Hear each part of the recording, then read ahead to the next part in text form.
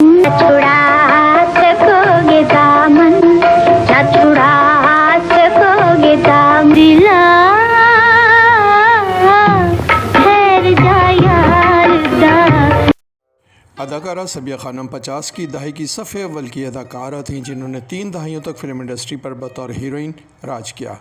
Film बेली में जलवागर होते ही जहां उनके हुस्न और अदाकारी के जौहर से मुतासिर होकर फिल्मों की लाइन लग गई, वहीं फिल्म बीन भी मुतासिर हुए बगैर ना रह सके और फिर वो वक्त आया कि सबिया खानम फिल्म चलने की ज़मानत बनती चली गईं। एक से एक बढ़कर नामवर व कामयाब फिल्में उनके खाते में मौजूद हैं।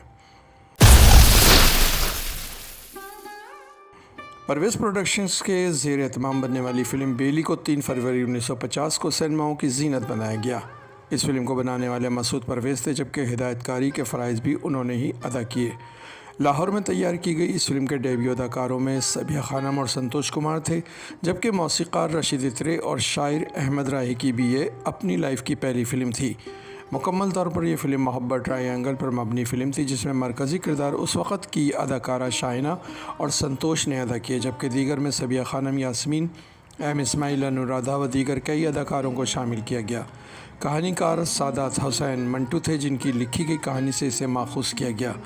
डायलॉग्स बाबा आलम सियापोश ने लिखे। शायरान में अहमद राही, क़य्यूम नज़र, मसूद परवेज़, नाजिम पानीपति, बाबा आलम सियापोश और अमृता प्रीतम शामिल थे।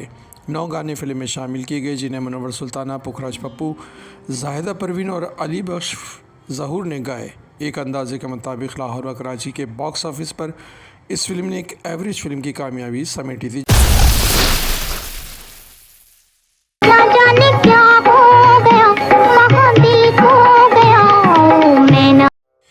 कमाल पिक्चर्स के बैनर तले बनाई जाने वाली फ़िल्म कातिल को 21 जनवरी 1955 को रिलीज़ किया गया। कहानी क्राइम और मोहब्बत पर बेस्ड है, जो ऐसे शख्स सलीम की है जिसकी अज़राए हमदर्दी गरीब लड़की नफीसा से शादी करा दी जाती है। शादी के बाद इसके बॉस की बेटी मुसरत इससे शादी करना चाहती है, तो सलीम इस मौके से फ़ायदा उठाने के लिए अपने आप को कुंवारा बताता है और नफीसा को जहर देकर मार देता है और लाश एक खंडर में फेंक आता है। किस्मत से नफीसा एक बंजारे के हाथों बच जाती है। वहाँ से निकलकर वो मुसरत के ही घर में बतौर नौकरानी बनकर काम करने लगती है, जहाँ सलीम का आना जाना है। मगर सलीम के साथ कुछ ऐसा होता है कि वो नफीसा को याद करता है और ऐसे में नफीसा दोबारा इसकी ज़िंदगी में शामिल होकर उसे आबाद कर देती है। कहानीकार हकीम अहमद शुजा थे। डायरेक्टर अनवर कमाल पातशाह थे कि जिन्होंने इस फिल्म का स्क्रीन प्ले और तमाम डायलॉग्स भी लिखे। कास्ट में सबिया, संतोष कुमार, आज़ाद, मुसर्रर नज़ीर, असलम परवेज़, एम इस्माइल, आसिफ जा, बिब्बो व दीगर फ़नकार शामिल थे, जबकि मेहमान अदाकारान में नैयर सुल्ताना शामिल थीं। मुसर्रर नज़ीर ने इस फिल्म से डेब्यू लिया, जिसमें उन्हें मनफी किरदार दिया गया, जबकि सबिया खानम मरकज़ी हीरोइन थी। मौसीकी मास्टर इनायत हुसैन निदी, शायर कतील शिफाई, सैफुद्दीन सैफ और तुफ़ैल होशियारपुरी थे। गुलकारान में मुनव्वर सुल्ताना, कौसर परवीन, इकबाल बानो और सलीम रज़ा शामिल थे। 7 गानों को फिल्म की जीनत बनाया गया था। ये फिल्म लाहौर, कराची के सिनेमाओं में बिल तरतीब 23 और 18 हफ्ते लगी और कामयाब फिल्म कहलाई। ताजमहल सिनेमा कराची और निशात सिनेमा लाहौर इसके मैनगढ़ थे। एवर रेडी पिक्चर्स के बैनर तले बनाई जाने वाली फ़िल्म हातम को बरोज़ जुम्मा 5 अक्टूबर 1956 को रिलीज़ किया गया। फ़िल्म की कहानी कदीम तरीन अरब कबीले के एक सरदार और शायर हातम ताई से मुतासिर होकर लिखी गई थी, जिसकी सखाफ़त पूरे अरब में मशहूर थी कि लोक दास्तान पर मबनी ये फ़िल्म रोमांस और नगमात का इम्तज़ाज थी, जिसमें लाला सुदीर ने हातम का टाइटल रोल अदा किया। ये फ़िल्म ख्वाजा परवेज़ की डेब्यू फ़िल्म थी, जिसमें वो अदाकार के तौर पर भी नज़र आए। फ़िल्म के प्रोड्यूसर JC आनंद थे। दाऊद चांद इसके हिदायतकार थे। कहानीकार शातिर लखनवी थे, जबकि अदाकारान में सुधीर, सबिया खानम, आशा भोसले, नज़र, इलियास काश्मीरी, अजमल, सलीम रज़ा, दिलजीत मिर्ज़ा, नुसरत कारदार और ग़ुलाम मोहम्मद के अलावा सुल्तान राही भी शामिल थे। सुल्तान राही की ये दूसरी फ़िल्म थी जिसमें उन्होंने एक्स्ट्रा के तौर पर काम किया था। 7 गानों की इस फिल्म के मौसीक़ार सफदर हुसैन थे। शायर कतील शिफाई, गुलकारों में ज़ुबैदा खानम, सलीम रज़ा, इमदाद हुसैन और साईं अख्तर की आवाज़ों को शामिल किया गया। ये फ़िल्म हर तबके ने देखी। पंजाब सिंध में एक साथ रिलीज़ हुई और मजमूई तौर पर 35 हफ्ते के रिकॉर्ड के मुताबिक ये फ़िल्म सिल्वर जुबली साबित हुई। मुनव्वर मूवी टाउन के बैनर तले बनाई जाने वाली उर्दू फिल्म आसपास को 22 फरवरी को रिलीज़ किया गया। ये एक मोहब्बत के जज्बे से सरशार फिल्म थी जो ख़वातीन के जज्बात एहसासात की अक्कास थी। फिल्म की मरकज़ी किरदारों में सबिया खानम थी जिन्होंने फिल्म बीनों को मुतासिर किया। फिल्म के डायरेक्टर M.A. रशीद थे जिन्होंने इसका स्क्रीन प्ले भी लिखा।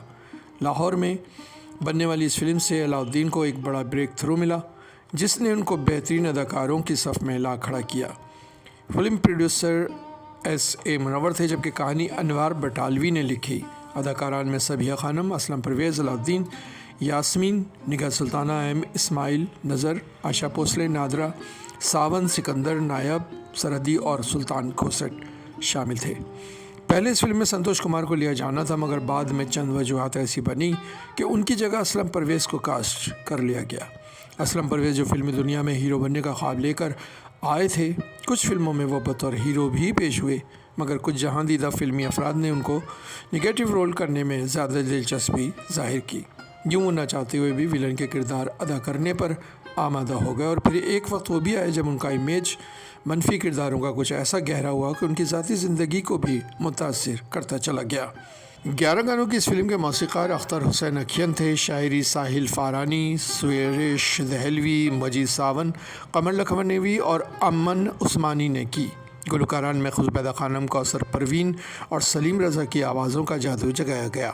गाने मकबूल हुए।